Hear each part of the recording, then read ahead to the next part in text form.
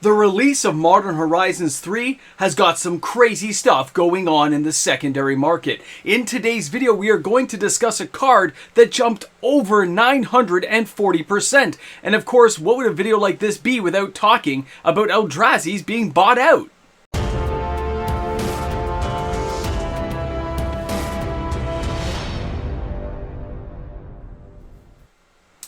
Unlike standard releases, it looks like Modern Horizons 3 has hit the nail on the head. We got buyouts, cards spiking. I mean, there's a lot of news and a lot of interest in Magic the Gathering right now. Welcome back, everyone. MTG Moxman here, and thank you again for hanging out with me on the channel today. A reminder, if you enjoyed today's content, don't forget, like and subscribe to the channel. Turn on your notification bell. I put out new content every single day. Now, what are we talking about? Well, when you look at all the new cards released with Modern Horizons 3, and the fact most are dedicated toward Commander, no one's hiding that fact anymore, we know what's going on. And when you know what's going on and new cards come to light, then there's a chance there's a lot of synergy going on with older cards that may have been obscure. These cards could have been ignored for whatever reason, or they just didn't make sense until this point. You see, Wizards of the Coast, they have a lot of levers they can pull to make things happen in this game. Because they control the concept, the design, they can say, you know what, let's make this card good by putting this card into play. Now they'll both synergize together, and we have a reprint target for next year. I wouldn't put it past them. I still believe this stuff happens every day, in my opinion.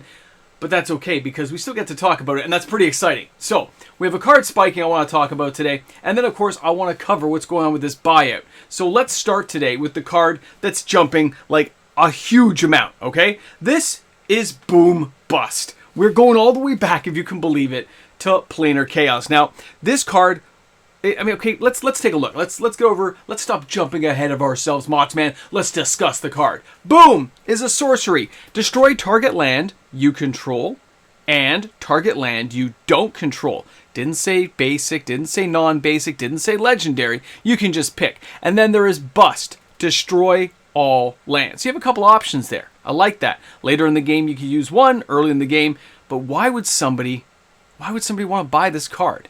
What's going on that makes this card something to talk about? Well, before we get to that point, let's jump over to the second part here.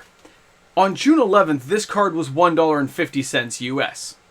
On June 18th, this card is now $9.90 at the time I was recording this. It could have gone higher, but this is where it was when I took the photos.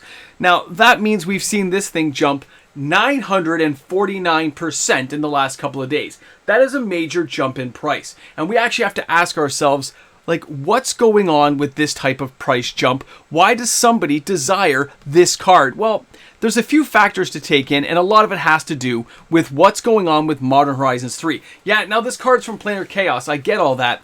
But when you look at what it does say destroy target land, which means there's certain lands and certain things you can do to really make this work for you. Cards like Rustvale Bridge, well, that thing comes into play tapped, but it's indestructible. So when you're targeting your own land, you can target something that has indestructible as your land, which means it doesn't actually die and you killed their land. That's a land destruction for one red and one generic. That's pretty sick, and there's all kinds of other combination ways of using that card that we don't really need to get into for this video, but you can imagine the synergy you can find with all the cards out there. But not only that, if you jumped in and used this card with something like the Flagstones of Tok'ra, I mean, use that thing and you're going to go searching for lands. Guys, there's a lot of options out there. I mean, the Flagstones, when it's put into your graveyard from play, you get to search your library for a Plains card and put it into play tapped. There's reasons why you might want to destroy your own lands. There's reasons why you would not. But being able to search for a card you want is amazing, okay? The fact that this is modern, and you can buy 4 copies of stuff to put into your deck, means like cards like Flagstone, Boom or Bust, these are going to be bought in play sets of 4, which means a lot of stock moves very quickly when somebody's trying to build, you know, a red-white Boros style deck. Like, take a look at this here. If I showed you on MTG Goldfish, here's a deck right here that somebody posted up. When you look there and see under spells, it says 4 Boom or Bust. Look over at the land, you're going to see 4 Flagstones. That's why Flagstones as well has jumped up well over 300% in value since the 11th. Ever since the 11th, all these prices are spiking up. Players are showing some serious interest in building a lot of these cards, causing these buyouts because players want to experience it. They want to build a competitive deck and have a good time. Now, it's not just that cards spike up in value because of the release of a new set. Sometimes it's desirable. People want to have their hands on it now. And if you wait, you'll probably get it cheaper. But who wants to wait when it's a card you want to experience right away? Nobody likes to be the last at the dog bowl, right? So a lot of players are buying it now, and that's causing a lot of price increases in this card. But we're not just talking about price increases today. No. We got a lot more to cover because supply and demand can be a real issue. And in the case of Flare of Loyalties, this thing jumped in price so quickly, we're still trying to catch our breath. This card now has an average price of $69.99. It used to only cost $8. So why is this card spiking and what's going on? Well, the market price may say $25.04 and the average may be that $69.99, but look at the UK, look at the euro. €8.32 to get that card into your house. So where are we going wrong with the card and what's happening in the market? First, let's take a look at what this card does. The Flare of Loyalties is 2 waste 8 generic, and that's for a 10/10 creature Eldrazi, okay? And it says, when you cast this spell, gain control of target creature until end of turn. Untap that creature. Until end of turn, it has a base power and toughness of 10/10, and it gains Trample, Annihilator 2, and Haste. By the way, this creature itself also has Trample. This thing is a beast, but it's not legal everywhere. I mean, you can't play it in Standard, I can play it in Future, Historic, Timeless, Gladiator, Pioneer. It's not Modern legal, but we do get to play this thing in Commander. And there's a lot of Commander players out there building Eldrazi decks as we speak. So when you look at this card and look where the price is going, you know Commander players are diving in and dining out on what this card is going to bring and the synergy in which they can put these cards together. This is something players should not be ignoring.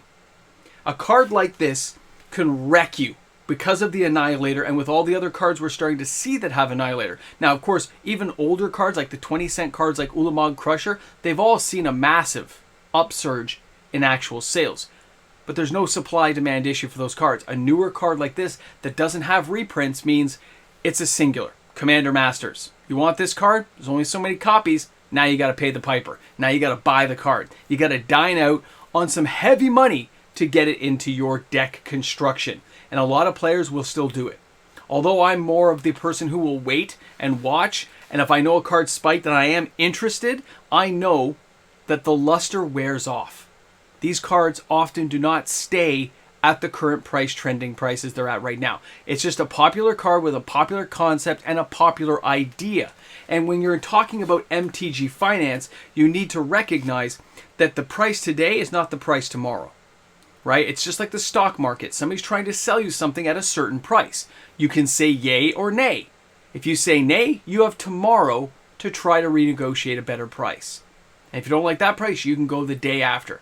It's still the same people trying to sell you the card, and you're going to see if they're going to budge in price, and they're going to see if you're going to budge in price. And that's where we find ourselves with cards like this and deals like this. It's no different than when a card spikes on the reserve list or other cards get the attention of players like Boom and Bust. Enough people wanting to buy it, enough formats it can be played in, it's going to cause a supply-demand issue. But here's the good news. Here is the good news.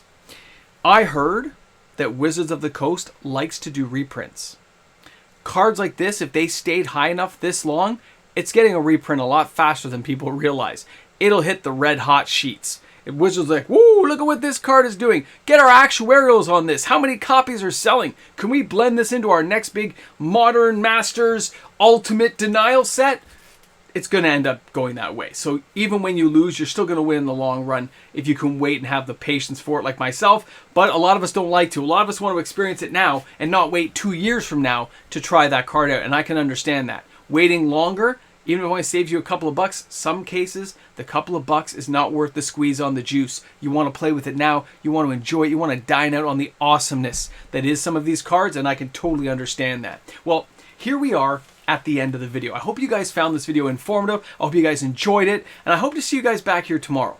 I mean, there's a lot of great sales and deals going on. I haven't seen a lot of the Magic content this lively in a while. And of course, we're just around the corner from Assassin's Creed and Bloomburrow. We have a lot of stuff to go on and cover every single day. It's an amazing game. And there's a great it just feels awesome to be here. So thanks again, guys. Thanks for being here. Listen to me ramble here at the end, even though it's not the ramble jamble. You guys know what I mean.